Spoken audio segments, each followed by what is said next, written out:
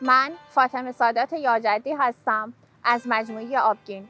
هرچند تمرکز آبگین روی عطرهای طبیعی و شربت‌های سنتیه، ولی با توجه به استقرار مجموعه آبگین تو شهر کاشون، برای رفاه حال دوستامون که به ما اعتماد دارن و برای اینکه بتونن با خیال راحت نسبت به کیفیت محصول به طور همزمان نیازهای دیگرشون رو هم برطرف کنن، انواع با کیفیت عرقیات سنتی رو عرضه کردیم.